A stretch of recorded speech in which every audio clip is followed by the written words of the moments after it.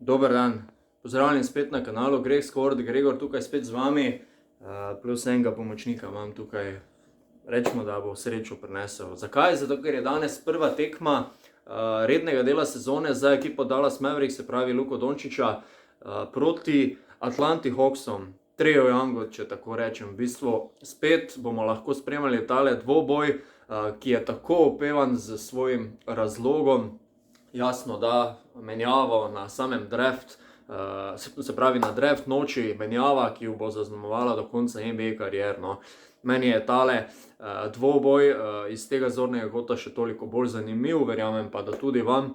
Absolutno je pa zanimiv tudi vsem ameriškim novinarjev, ker znajo narediti celotno zgodbo iz tega. Tale mož tukaj vas poziva, da se naročite na tale kanal za več analiz in več highlightsov. Ne bo vam žal. Ne? Prosim, hvala. Tako da glavna nit tega pogovora bo danes predvsem Luka vizoring Trae Young. Če pa gremo za začetek na samo predsezono dogajanje, pred rednim delom sezone, vemo, da je Dallas odlično otvoril sezono z tole predsezono, da tako rečem, 4 zmage brez poraza. To pa navadi nič ne pomeni resnega, ampak imamo pa nek vpogled v samo dogajanje. Očitno ekipa v redu funkcionira, ne nazadnje so tu tudi povedali glavni akteri, od Jasona Kida dalje, ki je povedal zelo nazorno, da imata Luka in Kristaps odlično odnos, da se zelo dosti pogovarjata tako na kot izven igrišča, in to rabimo zdaj v bistvu, oziroma navijači Dallasa to radi vidimo, ne? Da ni nekih kregan trenj v ekipi. Pri Ricku Carlisle lansko leto ne moramo ravno reči, da je bilo vse tipi topi, da je bilo vse skupaj ok. Ker roko na srce ni bilo, to se je videlo. Kristaps je že pred sezono javno povedal, da z lansko sezono in svojo vlogo v ekipi ni bil ravno zadovoljen. Ampak zdaj je tega konec, zdaj so novi časi, gremo v novo sezono. Danes ob 1:30 po noči, po našem času, torej srečanje proti Atlanti v Atlanti. Na družbenih omrežjih je že bilo zaslediti, da so Luko že pričakali navijači iz Atlante. Pred hotelom je že podpisoval razne avtograme, skratka super. In če pridemo k temi, Trae vizoring Luka, kdo je boljši, kdo je imel lani boljšo sezono? Morda jo je imel celo, pa ne statistično gledano, ampak timsko, Trae Young z Atlanto, ki je prišel dlje v končnici. Pa ni jim dosti manjkalo, da bi prišli še dlje. Kakorkoli, ekipa Atlante se je odlično ujela in bila izjemno nevaren nasprotnik v lanski sezoni. Mislim, da so New York celo premagali v prvem krogu končnice. Trae Young je imel izredno serijo, roko na srce. Sicer pa tudi v samem rednem delu sezone ni bil slab. Pa poglejmo malo statistiko na hitro. Torej, Trae Young je v povprečju na 63 odigranih tekmah rednega dela sezone dosegal 25,3 točke na tekmo, 3,9 skoka in pa 9,4 asistence. Skratka, zelo, zelo spodobna statistika. Če pretvorimo to malo v procente, iz igre je metal 43,8 odstotka za 34,3 odstotka in pa 88,6 odstotka meta iz prostih metov.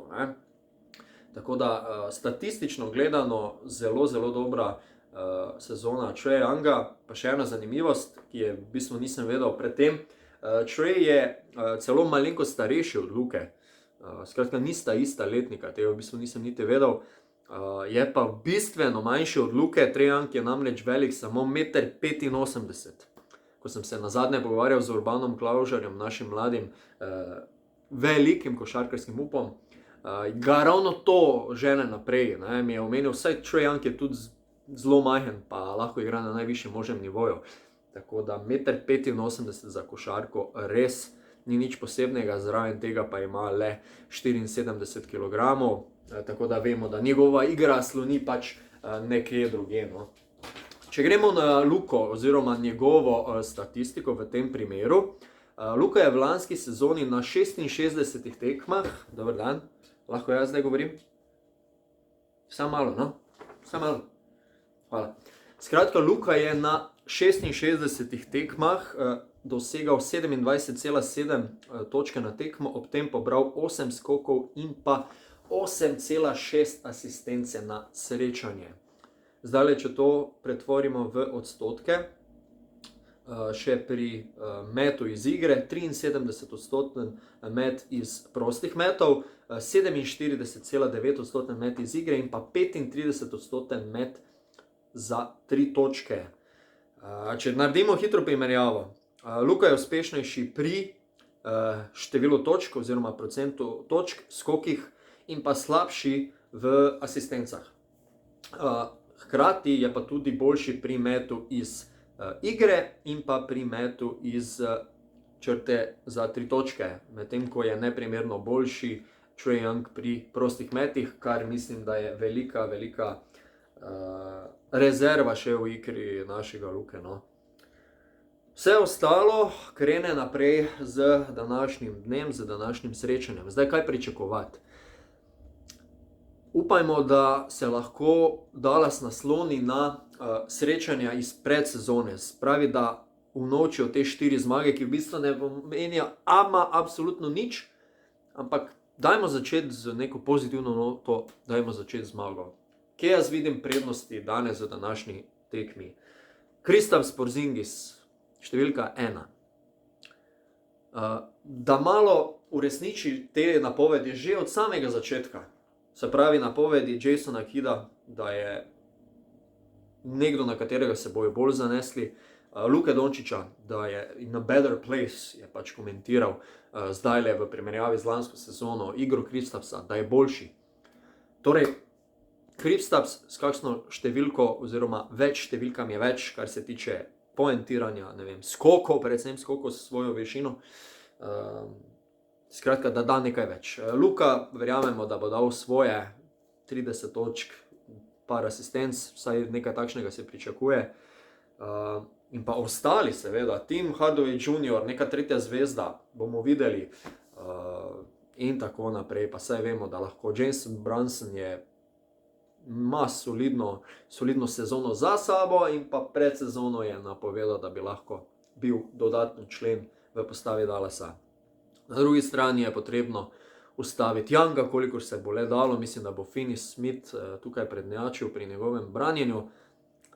In pa potem pod košem, no, da nas ne naskakajo, da tako rečem, in tako naprej.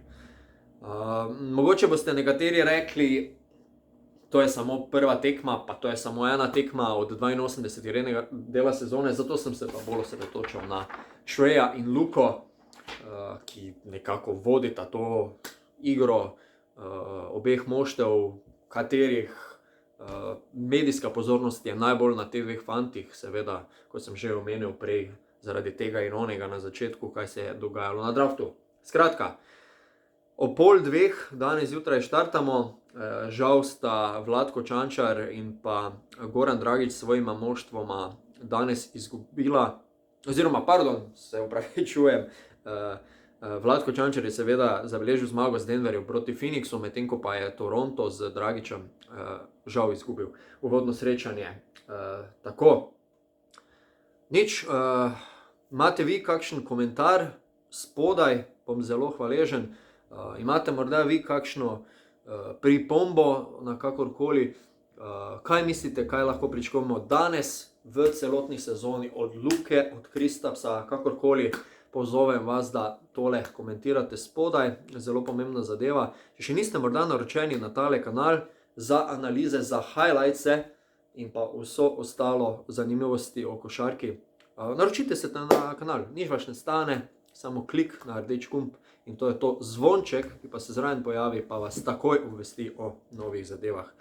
Še enkrat se vam lepo zahvaljujem, da ste bili z mano, Gregor iz Greg Sporta sem bil z vami, do naslednjič vas prav lepo pozdravljam. Čau.